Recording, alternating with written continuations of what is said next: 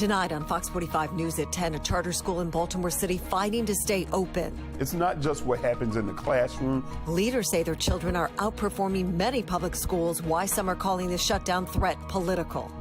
Fox 45 News questions the mayor as nearly 24 city schools have 0 students proficient in math. You guys are choosing to focus on a data point from that recent assessment instead of telling the full story. His claim that local schools are faring better than others across Maryland. City State's Attorney Ivan Bates and other prosecutors banding together, fighting a bill they say would limit the impact of your vote and their ability to fight crime. Plus, a new era begins for the Ravens. Why quarterbacks and receivers might be grinning with the hiring of a new offensive coordinator. Live from WBFF in Baltimore, this is Fox 45 News at 10. Good evening, everybody. I'm Mary Bubala. And I'm Kai Jackson. Fox 45's relentless coverage of the dire situation in some Baltimore County public schools continues. Last week, Project Baltimore broke the story of 23 city schools with 0 students testing proficient in math. That's 2,000 students. Exactly. And despite the problems within some city schools, leadership is setting their sights on a charter school that has a history of success.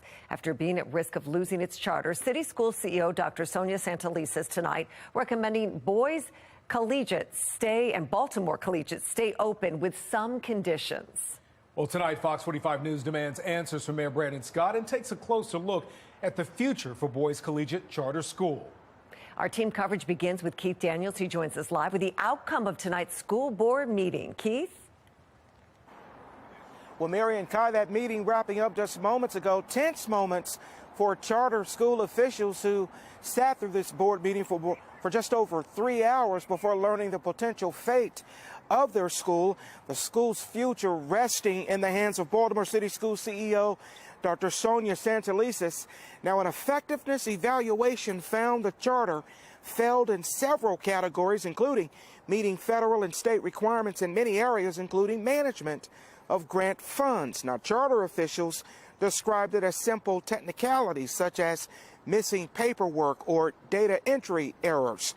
But in the end, Dr. Santelises recommended the 3-year renewal with conditions for the charter, a decision she made after visiting the school recently.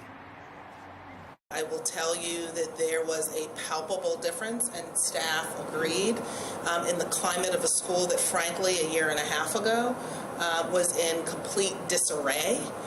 And that was not what I found when I walked in, unannounced, by the way. We will actually have a high-performing school for young men in Baltimore. I'm very gratified that the CEO is willing to take that chance on us, to continue to work for us to build a school that's going to be able to educate as many boys in this city as possible. And so I know that she has the belief that she knew we took some really hard moves to get us here. We had to make some very hard decisions with regards to changing up the leadership that we had in the school. Well, take a look at this image. I caught this photo right after the CEO announced her decision. The charter CEO, Edwin Avent, with someone else sitting by his side, both looking extremely relieved. Now, the Board of Commissioners will have the final say on this, whether to accept Dr. Santelises' recommendation or not. They come back to vote on this matter next week. And, of course, we'll keep you posted. We're live now at City Schools headquarters. Keith Daniels, Fox 45 News. Keith, thank you. Well, on Fox 45 News at 5 o'clock today, we spoke with former City Councilman Carl Stokes, who also ran a charter school that was shut down several years ago. He tells us he believes what's happening now comes down to politics. Yeah, I found it was very political. CEO told me that she was closing the school for personal reasons, political reasons, as a matter of fact. And I think that's the same thing going on here. We also asked Stokes if Boys Collegiate does get shut down, whether the 23 underperforming public schools deserve to be shut down as well.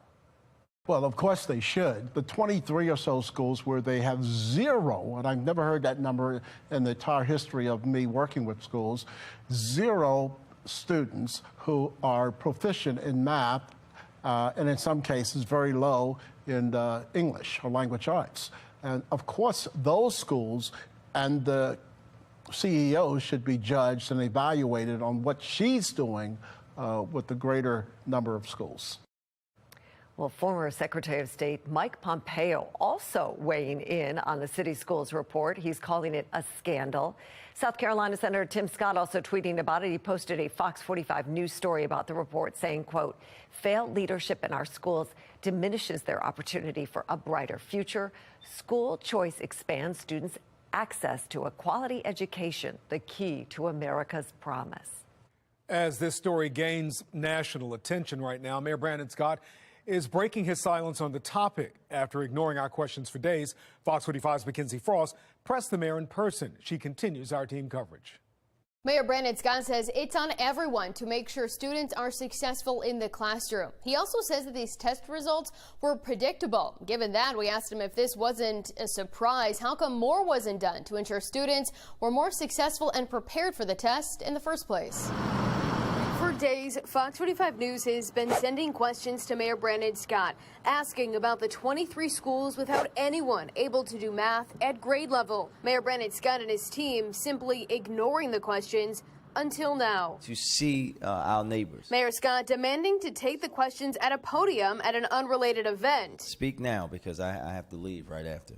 How do you defend those results, and do you believe that there should be a change in leadership at city schools?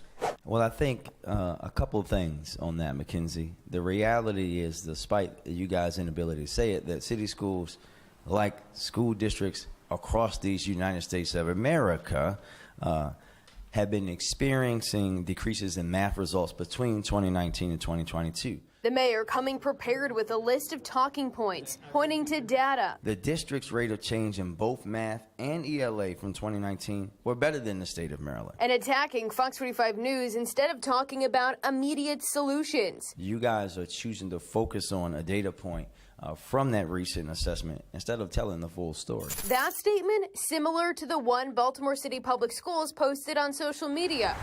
Despite the fact that 2,000 students are unable to perform proficiently in math in high schools, middle schools, and elementary schools across Baltimore. The mayor also says the fact that Baltimore City ranks last in the entire state of Maryland in the math scores isn't a shock. That's no surprise to anybody.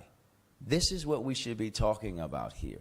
We knew that this would happen. If you say this was predictable, then why wasn't anything done to ensure these students didn't test this poorly? I think I'll just say, Mackenzie, that in my response, I already gave you a response, right? And again, you comparing to one, I said the state, jurisdictions across the state and how city schools have made progress. And they did a lot of work, right? Mayor Scott leaving the event before we could ask even more questions. Given the city's history of ghost students, grade changing, and students graduating unprepared, we followed up with the mayor's office, sending an email asking, do you support criminal fraud investigations into possible misuse of tax dollars? On the east side of town, Baltimore Collegiate School for the Boys at risk of losing its charter for what the leader of the school calls technicalities. So we also asked the mayor, should the schools without students testing proficient in math also be shut down? Despite promising a response, the mayor's office not answering the questions by news time. The mayor saying everyone needs to do their part to help city schools, while the families living with the reality of unprepared students. I can't afford no $1,000 tutor from Sylvan, but that's what he needs. They're left wondering. I feel like they don't care. It's not their children. They don't care. When or if anything will change in Baltimore City Public Schools. Baltimore City Councilman Robert Stokes, who chairs the Education, Workforce, and Youth Committee, says that he does plan to call an oversight hearing to bring City School CEO Dr. Sonia Santelises before the council to get answers about these test scores. But Councilman Stokes says given the upcoming budget hearings, the hearing with city schools and this math proficiency problem likely won't take place until April. In Baltimore, Mackenzie Frost, Fox 45 News. As Mackenzie mentioned, Councilman Stokes says, or former Councilman Stokes says, a city schools hearing likely won't happen until April. Now, we do know the council has acted quickly on some other issues. For instance, last year, the council took 3 weeks to pass a bill lowering the amount of time city leaders need to spend in office to receive a pension. In response to voters approving term limits on the November ballot. A city council committee passed the bill on November 3rd, 5 days before voters headed to the polls. Days later, the council advanced the bill on a second reader. The bill passed 8-5 on November 21st. Mayor Brandon Scott vetoed that bill. Well, we want to know what you think. Should parents be given school choice if their child's school is failing? So far, 95% of voters say yes. Head to foxbaltimore.com/vote to weigh in. Stay with Fox 45 News. Our Crisis in the Classroom team coverage continues at 10:30. We'll hear from the CEO of Boys Collegiate School about why he feels it's so important the school stays open. An hours-long debate in Annapolis today over a bill that would give Maryland Attorney General's office power to prosecute police and take it away from states' attorneys.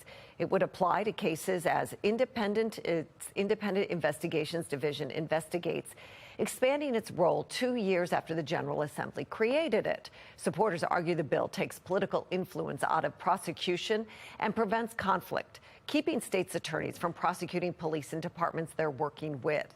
Critics, including Baltimore City State's Attorney Ivan Bates, argue the Attorney General's office doesn't have the expertise to deal with criminal cases. And the bill, he says, ignores the will of the people. Well, first, I'd say that the Attorney General is certainly accountable to the people of Maryland as he stands for election every 4 years. Second, the expertise is clearly there, as is evidenced by the breadth of the Attorney General's scope. The IID and the Attorney General have proven that they can be impartial. They are extremely transparent. I'm confident that this is the right way to go. There's a level of expertise when you do these cases that is at a point that you do not necessarily understand. I've received a lot of heat and pushback for Donnell Rochester. However, when I looked at that report, one of the things I saw was the Attorney General's office didn't, as I saw, they didn't do the analysis. They didn't talk about a number of defenses. They didn't even list the individual's criminal background and history because that lists defenses that are there. And that's important. The other issue relates to the dilution of the public's voice. We are directly elected by the communities we serve. They have access to us and ability to address us and concerns with us. And every 4 years, they can vote us out.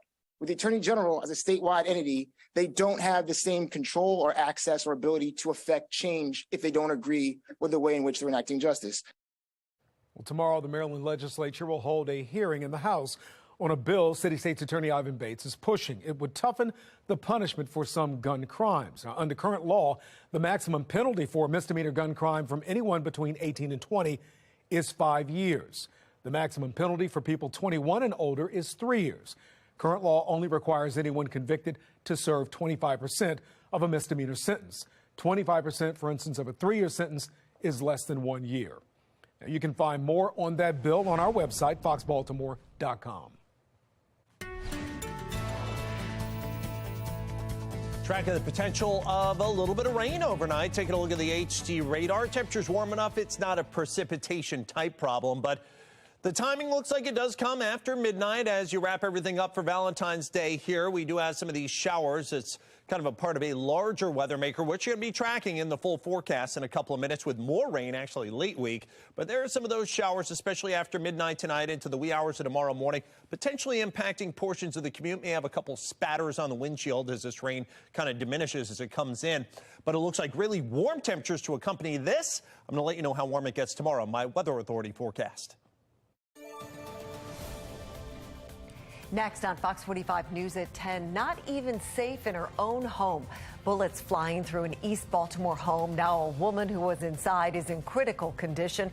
The ongoing fight to stop the shootings in the city as neighbors highlight 2 problems the city has yet to fix.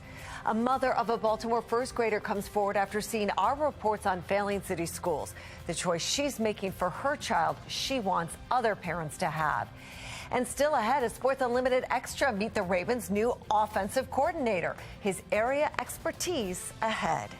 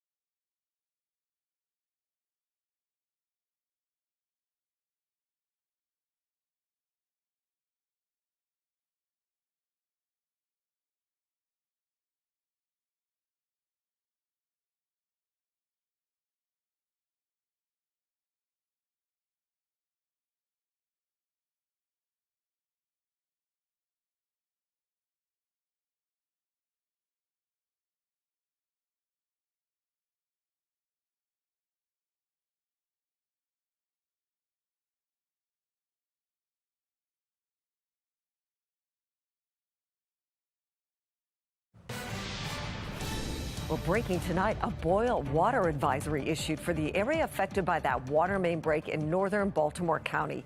DPW just tweeted that there is no known contamination, but as a precaution, it wants people to bring water to a full boil for at least a minute once service resumes. There are also ongoing traffic issues. Philadelphia Road between Notting Ridge and White Marsh Boulevard is shut down. The York Road Bridge over Western Run will also be closed overnight while they make repairs. A violent night in Baltimore City. 4 people were shot in less than 2 hours. One of those victims died. Now, one of the victims is a 13-year-old boy. Police say he was shot in the leg along Webb Court. That's in East Baltimore. He's at least the 16th person under the age of 18 shot in Baltimore this year. The murder happened just after 8 tonight. Police say an 18-year-old was shot and killed in the area of Bel Air Road and Sinclair Lane, also in East Baltimore. Now, this comes as Baltimore police are investigating a murder in South Baltimore. Police say they found a man unresponsive along Jefferson Street around 4 this afternoon. They say he had obvious signs of trauma and was pronounced dead at the scene. The medical examiner's office will determine a cause of death. Anyone with information about this case should contact police. You can remain anonymous by calling Metro Crime Stoppers at 1-866-7-LOCK-UP. Meanwhile, new questions about a shooting last night after police say somebody opened fire into a southeast Baltimore home, leaving a 51-year-old woman critically hurt. This is the latest example of someone in Baltimore caught in the crossfire. Fox 45's Alexa Ashwell has the latest on the investigation. Detectives and crime scene technicians returned to this house here in southeast Baltimore's Elwood Park neighborhood, where investigators say early this morning someone fired multiple rounds into the home. 604 North Clinton for discharging. The complainant heard, she just heard 4 gunshots at the location. Police arriving to find a 51-year-old woman shot and critically injured inside of the home here on North Clinton Street. I can't imagine how they feel. I can only imagine how I would feel if that was one of my family members. Baltimore police are not yet saying what investigators believe was the motive in the shooting, nor if the woman was the intended target. When you look at it initially, you think drugs, you think somebody's some kind of vendetta, somebody owes somebody some money for some drugs, but 51-year-old woman, wow. Neighbors troubled yet not surprised by the crime. You get used to it. I mean, it's so much crime, so much shooting in this area that you just get used to it. And it's a shame, but... Many telling Fox 45 News vacant properties and squatters help feed the issues and even violence in this community. It's problematic on this street. Neighbors leaving the investigation up to police, keeping this 51-year-old woman now fighting for her life in their hearts and minds. I feel sorry for her. But like I say, sometimes you just get numb to this stuff around here, because it happens so much. Alexa Ashwell, Fox 45 News. Well, this is just the latest example of someone getting shot in Baltimore City. Last month, a 23-year-old mother was fatally shot while she was trying to drive away from gunfire. She crashed, hurting her 2 young children. In May last year, an 83-year-old woman was shot while reading a book in bed. Police say a bullet came through her window and hit her arm. In January last year, popular Little Italy restaurant manager Chesley Patterson was killed in a robbery, and Sharon McCormick was killed while helping a friend deliver food. And in April of 2021, 5-year-old Cody was hurt when a bullet came into his home and hit the boy's arm while he was taking a bath.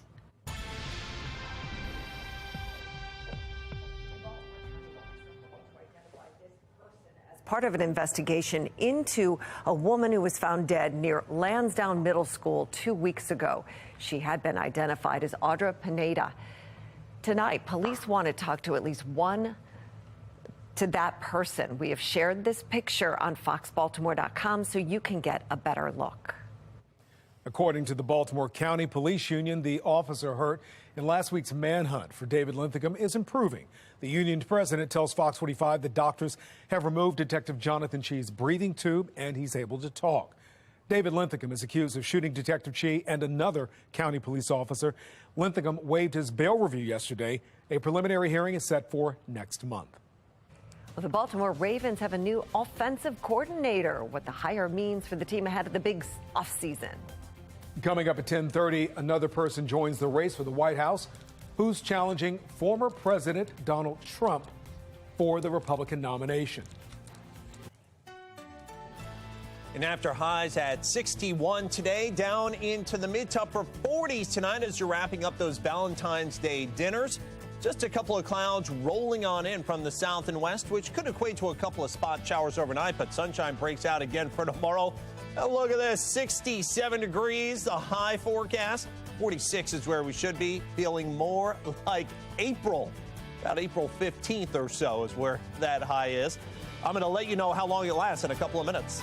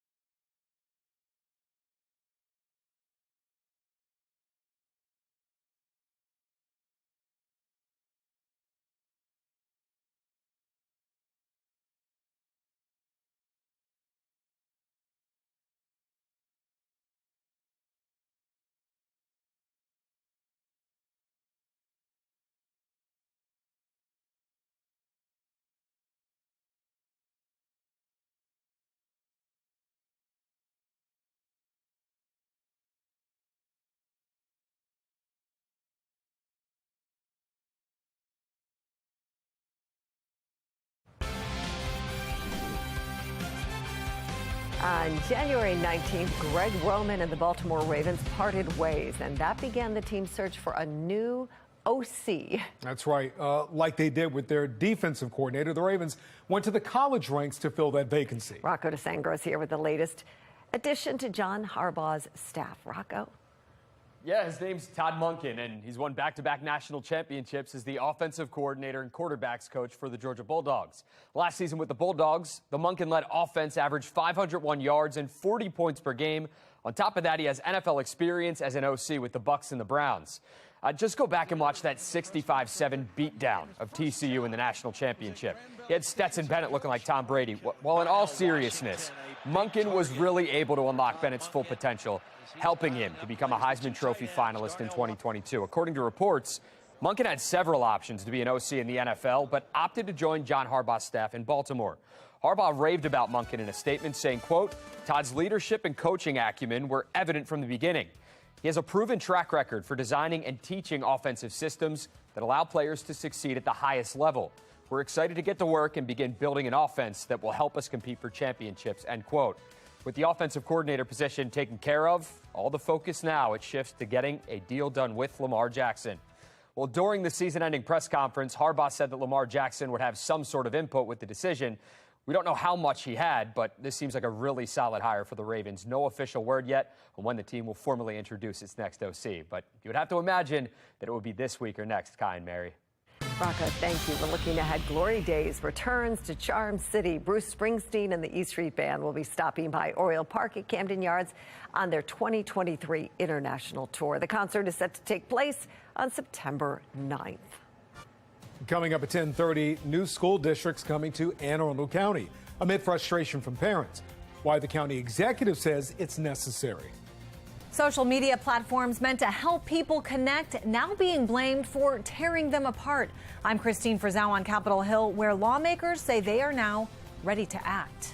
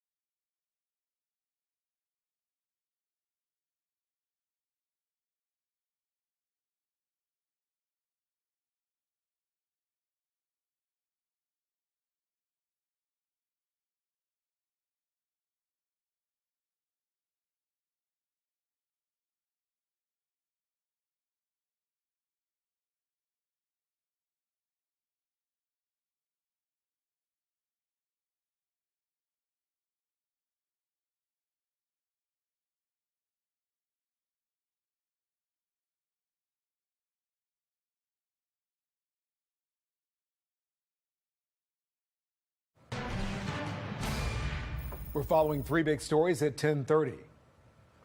We're learning more about the suspect police say killed 3 people at Michigan State University. A look at his criminal history and what police are saying about motive. A nationwide debate over social media and kids, why a congressman is proposing an age limit on some social media sites. Baltimore City School CEO Dr. Sonia Santelices is recommending one charter school stays open with some conditions. The school had been at risk of being shut down. We begin there. A Project Baltimore report showing 23 Baltimore City public schools have 0 students testing proficient in math. The full Board of Commissioners will vote on whether or not to keep Baltimore Collegiate up and running on Thursday. Fox 45's Maxine Stryker spoke with the CEO for the charter school today, who tells us this all started over what he calls technicalities. Hey, how are you today, sir? At the Baltimore Collegiate School for Boys in North Baltimore, young men dressed in suit and tie are sitting down for lunch. The day's not over yet. But when it is, the Baltimore City Board of School Commissioners will hear from City Schools CEO Dr. Sonia Santelices, who will give her recommendation on whether or not the all-boys charter school should shut down. It's been the talk of the school that the possibility that we could get a recommendation of non-renewal for our charter. Edwin Avent, the school CEO, says their charter is in jeopardy over what he calls technicalities. There's a variety of reasons that they may point to. One of the areas that was pointed out to us was in the area of operator capacity. There's several things that you have to do on a day-to-day basis in running a school, whether it's filing paperwork correctly, filing attendance correctly, handling suspensions. On occasions, my young team that I have in place made an error or two. But the city's report claims the charter's teaching practices and staffing levels are also falling short. Where should you be? But Avin says the school has led many young men to success since they first opened in 2018. It's not just what happens in the classroom. The reason why we believe these boys are persisting when they get into high school and staying on track, a lot of it is the work that we're doing around nurturing them and loving them and teaching them how to carry themselves. They continue to track their students when they leave for high school, and Avin says about 95% of them so far have graduated. In city public schools, just 67% of students graduate. Yeah, right now everybody's in class. So you see, Avin says if these classrooms were to be empty next year, leaving more than 300 boys looking for a new school, it would be devastating. Let's go, let's go. In a city that's desperate, in my opinion, for good news stories, particularly around young African-American males, when, we don't have as many recreation centers or as many activities as we could to try and help the community, to take one more away, one, I think, shining light in the city away that's helping African-American boys would be tragic. Thank you, sir. Appreciate you. In Baltimore, Maxine Stryker, Fox 45 News. And once again, quickly an update for you. Dr. Sonia Santelises recommended that the Boys Collegiate School remain open for 3 years now, an extension to their charter with some conditions. We'll continue to report on that story. Meantime, our reporting on the problems in Baltimore City Public Schools is making national headlines. On Fox America's Newsroom, host Dana Perino talked with a mother of a Baltimore City Public Schools student who says that she was alarmed by what Fox 45 News uncovered. She puts blame on the administration, including City School CEO Dr. Sonia Santelises. I was going to bed and my husband said, "Oh my gosh, look, our son's school was on," and we sat up and we watched the story, and that was our first notification of how the children were testing at that school. I think that when we look at our CEO and we're seeing how much money she's making and we're still seeing that our students are not thriving, you're starting to question, where are the funds being allocated? Where are things going wrong? How come there's not enough early intervention? Dr. Santelises earns a base salary of more than $300,000 a year. Project Baltimore found with her perks in her contract, she makes up to $445,000 a year. And let's go back to our question of the day. Should parents be given school choice if their child's school is failing? So far, 95% of those who voted actually say yes. You can head to foxbaltimore.com/vote to weigh in. Well, Fox 45 News is following redistricting efforts in Anne Arundel County schools. The proposed changes laid out in this map right here will divide the county into northern and southern districts. County Executive Stuart Pittman says the change will help with transportation issues and inconsistent class sizes across the school system. It's something they have to do because we do have 16,000 empty seats and we have overcrowded schools. So some schools don't have enough, some have too many, and we have a couple of new schools opening, which requires the school board to redistrict. Pittman says the current proposal is nowhere near a final plan, and parents will be able to voice their concerns. Comment sessions and hearings will likely be held this summer.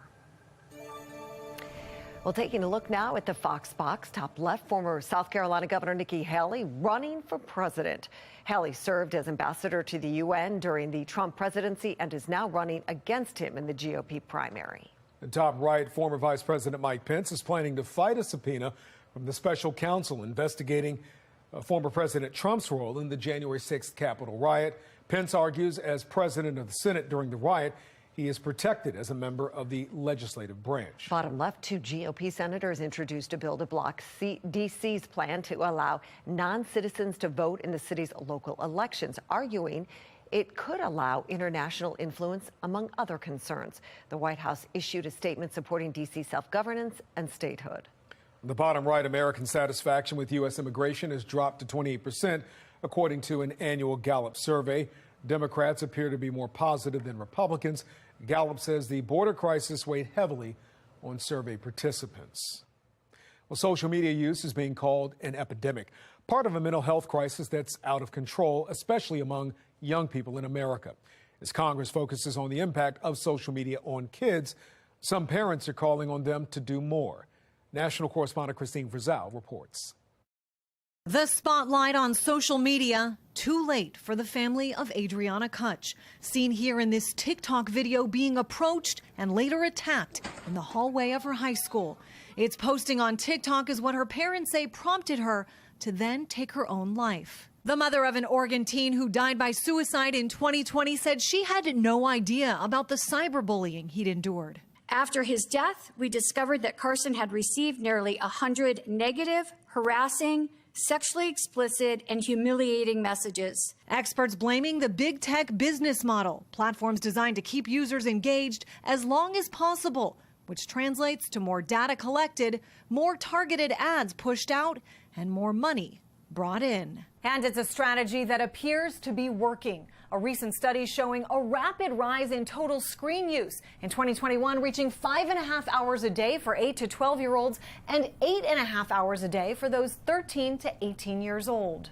We have to do something, and the sooner the better. That sentiment from both Democrats and Republicans following the release of a brand new survey from the CDC showing persistent levels of sadness and suicidal thoughts, especially among teenage girls. The parallel between social engagement and these mental health crisis that we see with our young people is just impossible to deny. Congressman Chris Stewart proposing an outright ban of social media sites like Facebook and Instagram for all kids under 16 years old. Republicans traditionally want the government out of their lives, want the government out of their business. Don't you think you're going to get some pushback from people who say this should be up to parents? No, and I accept that. We allow other boundaries.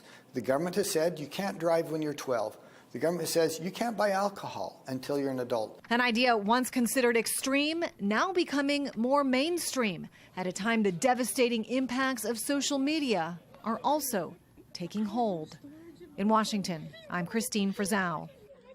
That brings us to our national question of the day. Do you think the federal government should implement an age minimum for social media? So far, 73% of voters say no. Head to foxbaltimore.com/vote. Click on the Pulse tab to weigh in. The Michigan State University community is mourning the loss of 3 people killed and praying for several others wounded. Police say the suspect in last night's deadly massacre had a criminal record. 43-year-old Dwayne McCrae is said to be the gunman who killed 3 people and wounded at least 5 others. McCrae previously faced a felony firearms charge, which would have banned him from legal gun ownership in the state of Michigan, but he accepted a misdemeanor plea deal. Critics say plea deals allow dangerous people to stay on the streets. The best way to solve this problem is for the people to voice their opinions and make sure that prosecutors who appoint themselves, the declarers and deciders of the law, are removed from office. Well, tonight there is a growing memorial on campus for the victims of last night's shooting. Allie Jenner-John with our Sinclair sister station in East Lansing has the latest. The biggest one here at the soul of Michigan State University, a steady flow of students placing flowers, posters, and candles alongside a statue of their mascot, Sparty. Each of them taking the time to mourn their forever changed campus and community and the lives of 3 students lost.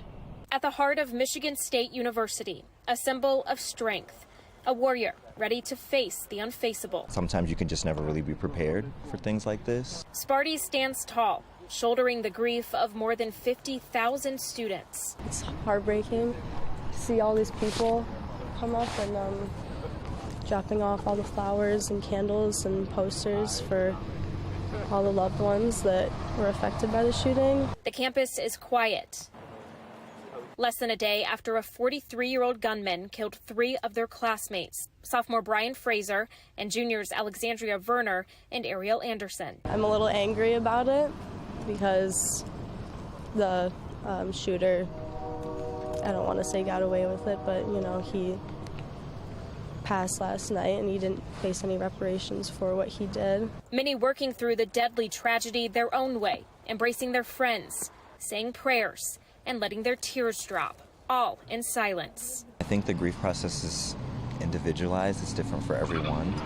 It's hard to put like a rhyme or reason into it, even a timeline. Everyone looking up to a man, a Spartan, who has defended the green and white for nearly 7 decades. A sentinel and a warrior who will carry them through this battle, too. 5 other students shot remain in critical condition. Michigan State will hold a vigil at the Rock Wednesday night to remember the victims and to let the world know that Spartans will. In East Lansing, I'm Allie Jennerjohn reporting. Well, coming up, part 2 of our Champions of Courage series, how one man is using martial arts to build lifelong bonds within his community. Ahead on the late edition, the future of a Baltimore charter school up in the air, why City School CEO doesn't think the school should shut down. And the bus stop forecast for tomorrow looks like we start with clouds. There could even be a couple showers at drop-off time. Might have to pack along an umbrella for the kids to start, but short sleeves weather by the afternoon, mid to upper 60s. I'm going to let you know how long it lasts and when we get a little taste of reality again in my Weather Authority forecast.